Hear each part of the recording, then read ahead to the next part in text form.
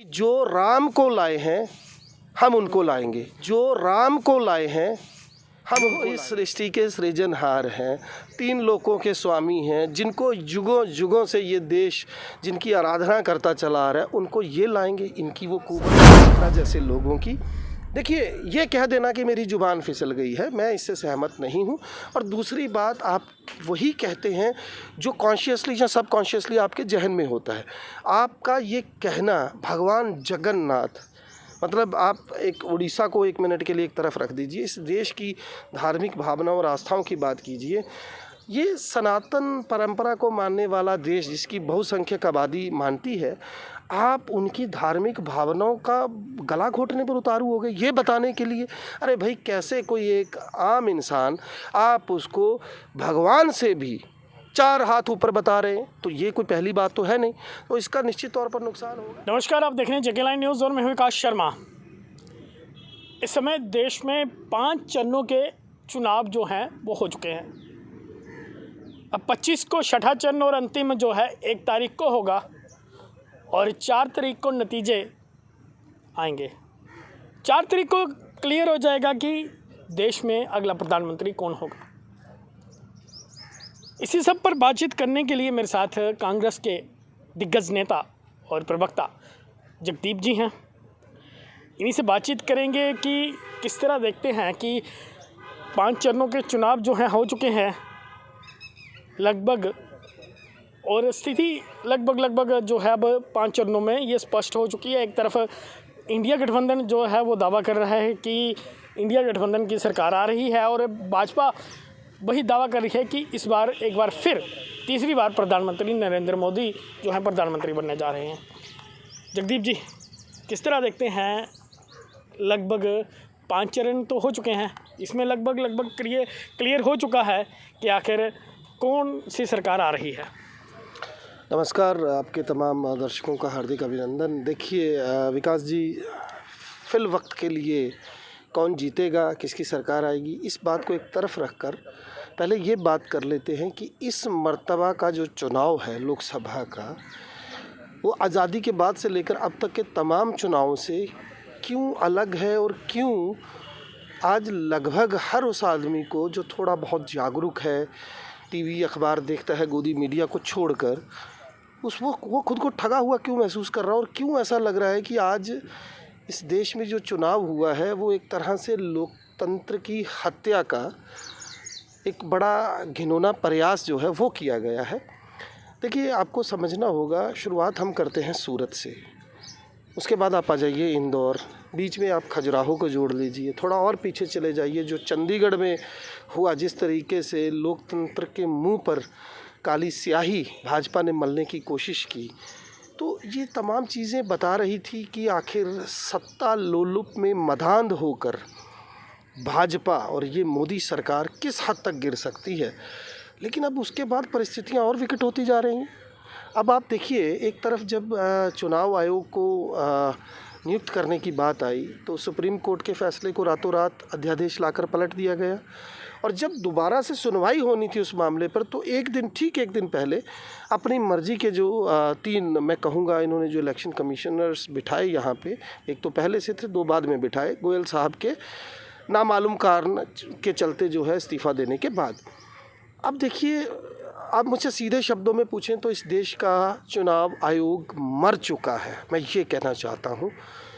इतना बुरे हालात में इस चुनाव को लाकर खड़ा कर दिया गया है कि समझ नहीं आ रहा कि वाकई एक डेमोक्रेसी है। चुनावों के बीच एक परिस्थिति तो तब और गंभीर हो गई जब आम आदमी पार्टी नेता अरविंद केजरीवाल बाहर आते हैं और वो एक प्रेडिक्शन करते हैं, लोगों को बताते हैं कि प्रधानमंत्री अपने लिए तो वोट मांग ही नहीं रहे, वो 75 के बाद खुद रिटायर्ड हो जाएंगे और अमित शाह को प्रधानमंत्री बनाएंगे।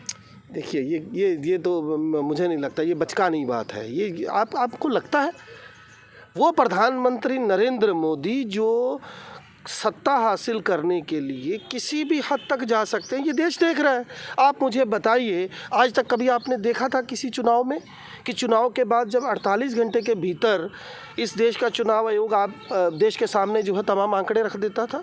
और आज आप डिजिटल इंडिया की बात करते हो, परिस्थितियाँ क्या हैं? आज 11 दिनों के बाद पहले चरण का और 4 दिनों के बाद दूसरे चरण का आप रिज़ल्ट जो है वो लोगों के सामने तब रखते हो जब हाय तौबा जो है वो मीडिया में और विपक्षी दलों के नेताओं ने मचानी शुरू की। फिर उसमें आपने रखा क्या? देखिए, इसे समझना पड़ेगा ना। आपने ये बता दिया मसलन कि 60% वोट हुआ, फिर एकाएक आप 11 दिन बाद कहते हैं जी नहीं 60 नहीं हुआ, ये तो 66 हो गया। 6-6.5% का जो 1,24,00,000 जो वोट बढ़े हैं इन चरणों में, औसतन जो है 28,000 वोट एक लोकसभा में बढ़ा दिए गए। अब आप मुझे बताइए, यहाँ पर तो ऐसी भी सीटें आपने मुकाबले देखे हैं जहाँ 10, 20, 50 वोटों से जीत हार तय होती है।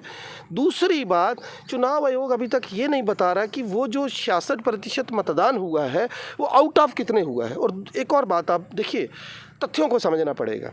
आप मुझे बताइए, शाम 7 बजे का आंकड़ा चुनाव आयोग ने पहले दे दिया, फिर 11 दिन के बाद वो कहता है कि 6% जो है, जहाँ 6.5% की बढ़ोतरी हुई।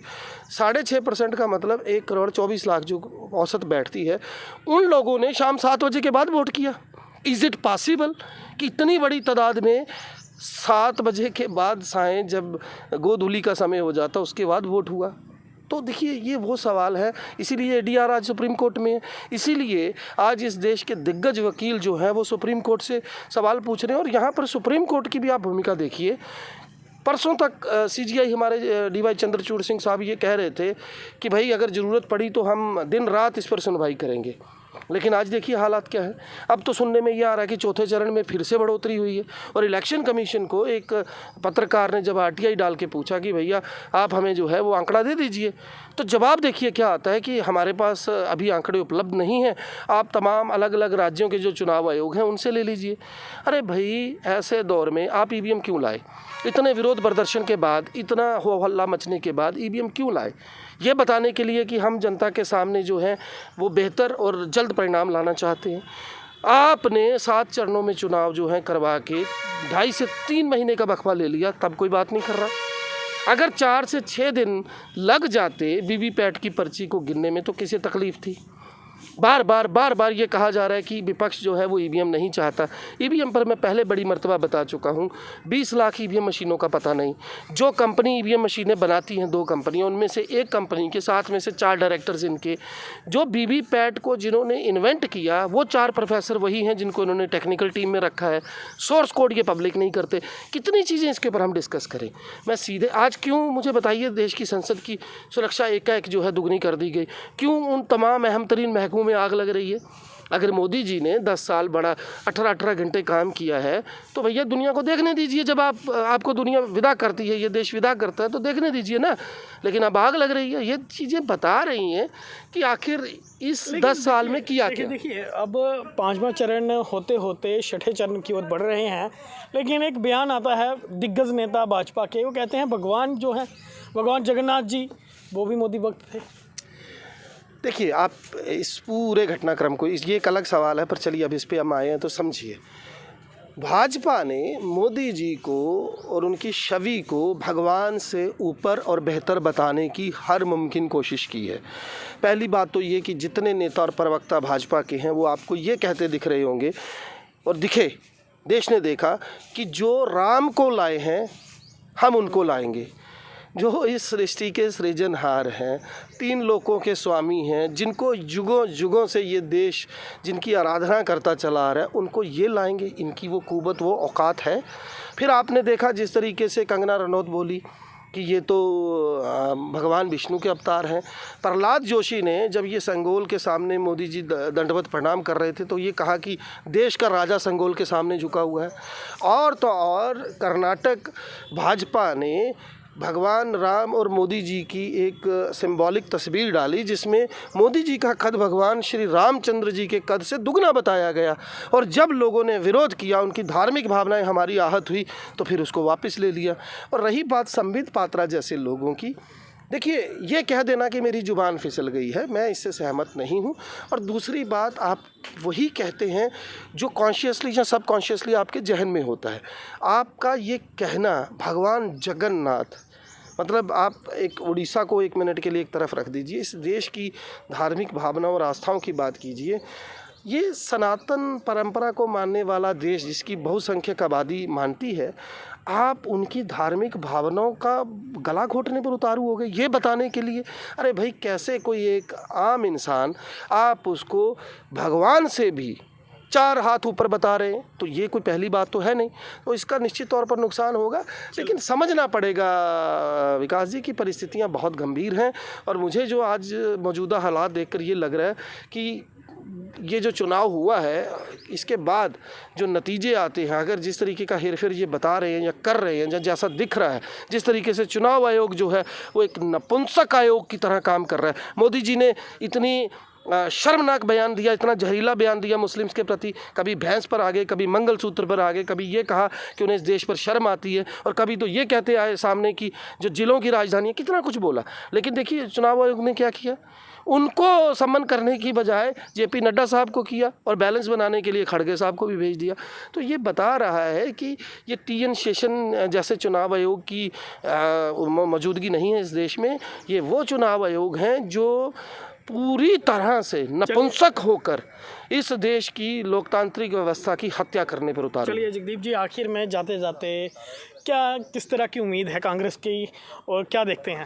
देखिए, आमूल चूल किस्म का परिवर्तन है, जग विदित बात है। अब तो ये बात सिर्फ आप जम्मू कश्मीर या भारत की मत कीजिए, अब दुनिया को पता है कि जो परिस्थितियां आज इस देश में बन चुकी हैं, जिस तरीके से जनता जो है, जनता जनार्दन जो है, उसका एकाएक मोह भंग हुआ। इनकी देखिए, झूठ का पुलंदा आप कितना भी बड़ा कर लें, लेकिन झूठ झूठ होता है। लेकिन देखिए, डर किस बात का? आपने देखा दुनिया का सबसे बड़ा देश अमेरिका है, जब डोनाल्ड ट्रंप हारे उसके बाद उनके समर्थकों ने क्या किया? अब उतने ताकतवर देश में ये हो सकता है, तो आप मुझे बताइए, क्या ये यकीनन कहा जा सकता है कि जो जनादेश असल में होगा, जो जनादेश लोगों के मत से सामने आएगा, क्या वास्तव में वो आकार ले पाएगा? ये एक बड़ा सवाल है। और मैं उम्मीद करता हूँ कि इस मर्तबा जो परिस्थितियाँ दिख रही हैं, इंडिया गठबंधन एक बड़ी सशक्त सरकार के रूप में आकार लेने जा रहा है, और आने वाले वक्त में भाजपा को उन अपनी तमाम करतूतों का हिसाब देना पड़ेगा। इसके साथ साथ गोदी मीडिया को और उस तमाम अफसरशाही को जो नतमस्तक हो गई सत्ता के आगे, जिसने अपनी नैतिक जिम्मेदारियों से मुंह फेरा, जिसने इंसानियत और लोकतंत्र के बचाव के लिए कहीं पर भी खड़े होकर नहीं दिखाया, इन तमाम लोगों को, इन तमाम सेगमेंट्स को जवाब देना पड़ेगा। बिल्कुल, तमाम लोगों को जवाब देना पड़ेगा, लेकिन आखिर देखना ये होगा कि आखिर 4 तारीख को ऊँट किस ओर करवट लेता है। हालांकि जगदीप जी तो कह रहे हैं कि इंडिया गठबंधन जो है सशक्त सरकार बनाने जा रहा है, लेकिन फिलहाल आपको क्या लगता है? कमेंट बॉक्स खुला हुआ है, कमेंट बॉक्स में अपनी महत्वपूर्ण राय जरूर रखें। फिलहाल के लिए इतना ही, और भी लेटेस्ट अपडेट के लिए बने रहें, देखते रहें जके लाइव न्यूज़। मुझे यानी कि विकास शर्मा और कैमरा पर्सन अमन को दीजिए इजाज़त। नमस्कार, जय हिंद, जय भारत, जय जम्मू कश्मीर।